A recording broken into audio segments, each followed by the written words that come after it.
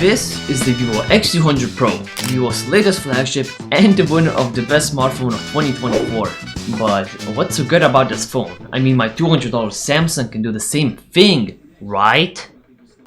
Well, to start off with, it comes with a 90-watt charger and even a color matched case, which is a lot more than some companies do these days.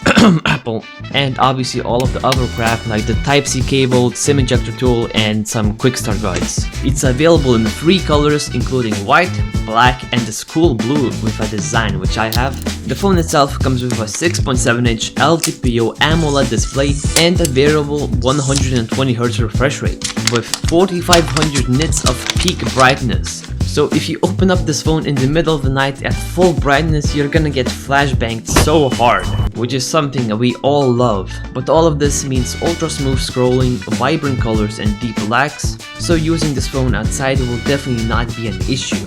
Now let's talk about performance. So the X200 Pro is powered by the MediaTek Dimensity 9400 chipset, which is on par with the Snapdragon 8 Elite chip, and it comes in 256 gigs, 512, and 1TB options, with the 256 gig variant having 12 gigs of RAM, while the others have 16.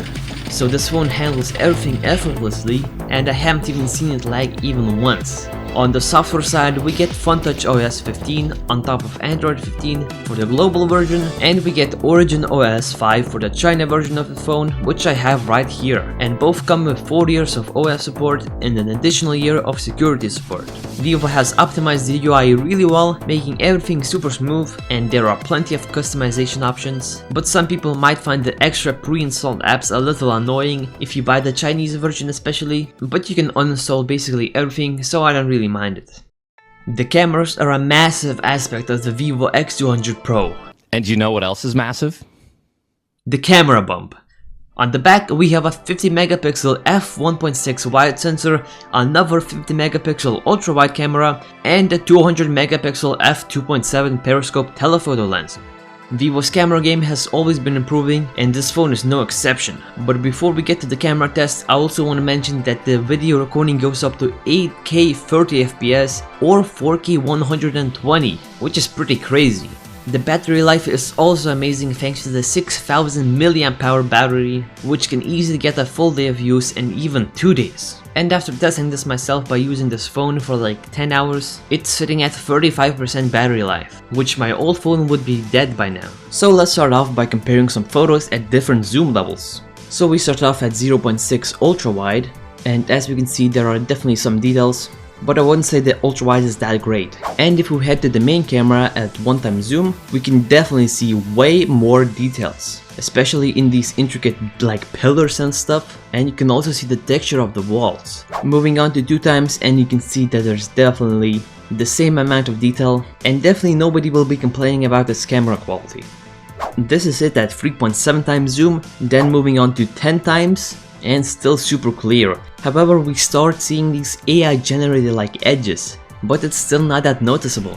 And now we're heading straight to 50x zoom, and this is 100x zoom, and it still looks relatively good. However, this is a very simple example when there's not that much detail, so you can get away with smoothing everything out and it will still look good. Now we have another example, this time of a road. Nothing too much to comment about at 0.6 zoom. This is it at 1x. You can still very clearly see the ground textures and little debris on it, and the license plates are still readable. This is 2x zoom, 3.7x zoom, and now we switch to the 10x zoom, and we can definitely see a big improvement. I feel like it's not as blurry as the 3.7x zoom, but as you can see the license plates on the front of this car is very blurred out, so there's definitely a lot of upscaling at work. So this is it at 50x zoom, and as you can see everything is super blurry, but Vivo tries to sharpen and like blur everything up, but honestly this doesn't look that good. But it's probably because the objects in this photo are moving or my camera is moving. And this is it at 100x zoom. Now this is definitely not an acceptable photo, but I guess it's cool that it can zoom that much.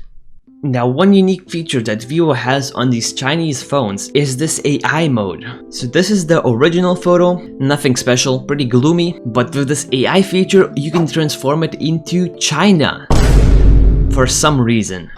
I don't know who these modes are for, but I find it pretty funny that it transforms like anything into these garbage cans become like little buildings, and take a look at this building every single time I show one of these styles. Next up, we have springtime. Now this is apparently what spring looks like in China, and by spring I mean pink petals everywhere. Where I'm from personally, this doesn't look like spring at all. Next up, we have summer over here, which also looks kinda weird. The car next to this building is completely gone.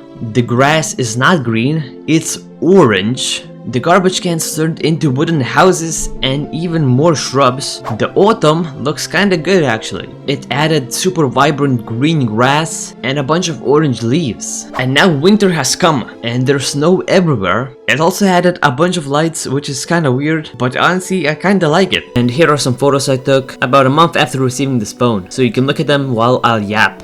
So is the Vivo X200 Pro worth it? I think so, yeah. And especially the Chinese version of the phone because it's so much cheaper. I personally got my Vivo from Wanda Mobile for 900 euros because it was the cheapest and one of the few websites that actually delivered to my country. So if you're interested in buying one or just checking out their store, I have a link in the description that allows you to get $5 off any order.